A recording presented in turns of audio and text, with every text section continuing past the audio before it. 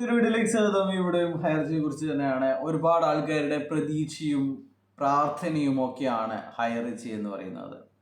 അത് വീണ്ടും 10,000 ഇട്ടിട്ട് 30,000 കിട്ടാനോ 5 ലക്ഷം ഇട്ടവർക്ക് 55 ലക്ഷം പിടിച്ചു വാങ്ങാനോ ഒന്നുമല്ല. അവരുടെ കടങ്ങളും അവരുടെ ലോണുകളും വീട്ടാൻ വേണ്ടി ഒരു സഹായം എന്ന രീതിയിലാണ്. അവരുടെ ജപ്തിയാകുന്ന വീട് തിരിച്ചു പിടിക്കാൻ അങ്ങനെയുള്ള ആവശ്യങ്ങൾക്കാണ് അവർ കാത്തു നിൽക്കുന്നത്. അല്ലാതെ കമ്പനി തട്ടിപ്പാണ് എന്ന് അവർക്കൊക്കെ അറിയാം. എന്നാൽ ഈ വീഡിയോയിൽ നമ്മൾ പരിശോധിക്കുന്നത് ഈ കമ്പനി തിരിച്ചു വന്നു കഴിഞ്ഞാൽ എന്താവും എന്നുള്ളതാണ്. അല്ലെങ്കിൽ നമുക്ക് ഇന്ന് അനുകൂലമായിട്ടുള്ള വിധി ഉണ്ടായി എന്ന് തന്നെ കരുതുക. എങ്കിൽ എന്തൊക്കെയാണ് സാധ്യതകൾ എന്നാണ്. നമുക്കറിയാം, ഇത് നമുക്ക് എതിർകക്ഷിയായിട്ടുള്ളത് ഗവൺമെൻറ്റാണ്. ഗവൺമെൻറ്റിനെ ആദ്യം കഴിഞ്ഞ വർഷം ഈ വർഷം തന്നെ ഏപ്രിൽ 27 അനുകൂലമായിട്ടുള്ള വിധി ഉണ്ടായതാണ്. അത് ഹൈക്കോടതിയിൽ വെറും 11 ദിവസത്തിൻ്റെ ലേറ്റ് ആയി എന്നതുകൊണ്ട് മാത്രമാണ് അത് വീണ്ടും ഫ്രീസ് ചെയ്യാനും ഇത്തരം നിയമ നടപടികളിലൂടെ കടന്നു പോകാനും നിർബന്ധിക്കപ്പെട്ടത്. എങ്കിൽ കമ്പനിക്ക് അനുകൂലമായി ഒരു വിധി ഉണ്ടായിക്കഴിഞ്ഞാൽ തീർച്ചയായും ആ വിധിയിലെ പോരായ്മകൾ ചൂണ്ടിക്കാണിച്ചുകൊണ്ട് ഗവൺമെൻറ് അപ്പീലിന് പോവും എന്നുള്ളത് ഉറപ്പാണ്. അപ്പീലിന് പോയി കഴിഞ്ഞാൽ ഇടക്കാല ഉത്തരവുണ്ടാവുന്നത് വരെ ഈ കമ്പനിക്ക് പ്രവർത്തിക്കാൻ പറ്റുമോ എന്നുള്ളത് മറ്റൊരു ചോദ്യമാണ്. അതിൻ്റെ ഉത്തരം ഒരിക്കലുമില്ല എന്നാണ്. കാരണം ED ഇവരുടെ എല്ലാ അക്കൗണ്ടുകളും ഫ്രീസ് ചെയ്തിരിക്കുകയാണ്. ഇവരുടെ പ്രതാപൻ്റെയോ ശ്രീനിയുടെയോ പേരിൽ ഒരു പുതിയ ബാങ്ക് അക്കൗണ്ടുകളും തുറക്കാൻ അനുവാദമില്ല എന്നുള്ളതാണ്.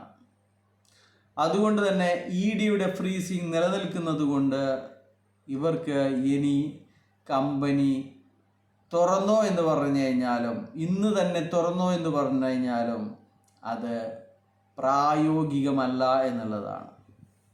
ഇനി ഒരു കാര്യം കൂടി പറയാം, ഇത്തരത്തിലുള്ള അത്ഭുതങ്ങൾ സംഭവിക്കുമോ എന്നുള്ളതാണ് അടുത്ത ചോദ്യം. ഒരിക്കലുമില്ല. ഇവർ സമ്മതിച്ച കാര്യമാണ്. അനുമതിയില്ലാതെ ജനങ്ങളുടെ കയ്യിൽ നിന്ന് ഡെപ്പോസിറ്റുകൾ സ്വീകരിച്ചിട്ടുണ്ട് എന്നുള്ളത്. അത് തന്നെയാണ് ഇവിടുത്തെ ക്വസ്റ്റ്യൻ. അതുകൊണ്ട് ഒരിക്കലും ഈ കമ്പനിക്ക് അനുകൂലമായി ഒരു വിധിയും ഒരു കോടതിയിൽ നിന്നും ഉണ്ടാവില്ല എന്നുള്ളതാണ്. അതുകൊണ്ട് തന്നെ ആരെങ്കിലും വഞ്ചിക്കപ്പെട്ടിട്ടുണ്ടെങ്കിൽ അവർ നിയമപരമായി നീങ്ങി നിങ്ങളുടെ പണം തിരികെ നേടുക എന്നുള്ളത് മാത്രമാണ് പോംവഴി. കോടതിയിലും അല്ലെങ്കിൽ ഇന്ത്യയിലെ നിയമത്തിനെതിരായി ഒരു ജനപ്രതിനിധികൾക്കും പ്രവർത്തിക്കാൻ സാധിക്കില്ല എന്നുള്ളതാണ്. അത് കോടതികൾക്ക് മാത്രമാണ് അതിൽ തീർപ്പ് കൽപ്പിക്കാനുള്ള അവകാശവും അധികാരവും. അതുകൊണ്ട് തന്നെ നിങ്ങൾക്ക് എങ്ങനെയാണോ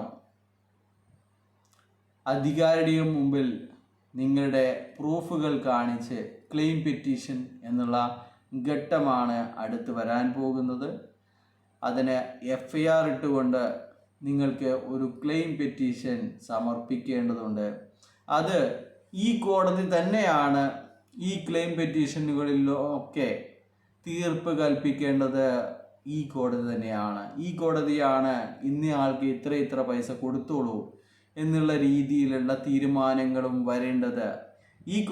ഈ കമ്പനിക്ക് വേണ്ടി അഡ്വർടൈസ്മെൻറ്റ് ചെയ്ത പൈസ അല്ലെങ്കിൽ മറ്റെന്തെങ്കിലും ആരെയെങ്കിലും വേറെ എന്തെങ്കിലും, ഇപ്പോൾ ഇവരുടെ ഓഫീസ് ഷിഫ്റ്റിങ്ങിന് വേണ്ടി വന്നിരിക്കുന്ന തുക എല്ലാം തന്നെ ഇവരുടെ അക്കൗണ്ടിൽ നിന്നാണ് എടുക്കുക. ഇനിയിപ്പോൾ ഈ സാധനങ്ങളൊക്കെ വേറെ ഒരു ഷെഡിലാക്കി അവിടെ സീൽ ചെയ്ത് വെച്ചിരിക്കുകയാണ്. ആ ഒരു ഷെഡിൻ്റെ വാടക എന്നിവയൊക്കെ ഒക്കെ ഈ അക്കൗണ്ടിൽ നിന്ന് 212 കോടിയിൽ നിന്നാണ് ഗവൺമെൻറ്, അതൊക്കെ കോടതിയാണ്, ബഡ്സ് കോടതിയാണ് അതൊക്കെ അനുവദിക്കേണ്ടത്. അതുകൊണ്ട് തന്നെ നിങ്ങൾക്ക് കോടതിയുടെ മുമ്പാകെ നിങ്ങളുടെ വിഷമം പറയാത്തിടത്തോളം കാലം, അല്ലെങ്കിൽ കോമ്പിറ്റൻ്റ് അതോറിറ്റിക്ക് മുമ്പാകെ, അസിസ്റ്റൻ്റ് കോമ്പിറ്റൻ്റ് അതോറിറ്റിയായ ജില്ലാ കളക്ടർക്ക് മുമ്പാകെ നിങ്ങളുടെ വിഷമം പറയാത്തിടത്തോളം നിങ്ങൾക്ക് ഈ പിടിച്ചു വച്ചിരിക്കുന്ന 212 കോടിയിൽ നിന്ന് 5 പൈസ നിങ്ങൾക്ക് ലഭിക്കില്ല എന്നുള്ളതാണ്. ഇത് പറയുമ്പോൾ നിങ്ങൾക്ക് ഒരുപാട് ആൾക്കാർക്ക് ശപിക്കാൻ തോന്നും, പ്രാകാൻ തോന്നും, ചീത്ത പറയാൻ തോന്നും. പക്ഷെങ്കിൽ അതൊന്നും ഒരു പരിഹാരമല്ല. നിയമപരമായി നീങ്ങുക, അല്ലെങ്കിൽ മറന്നേക്കുക. അതുമാത്രമാണ് നിങ്ങളോട് വീണ്ടും വീണ്ടും ഈ വിഷയത്തിൽ പറയാനുള്ളത്. ബൈ.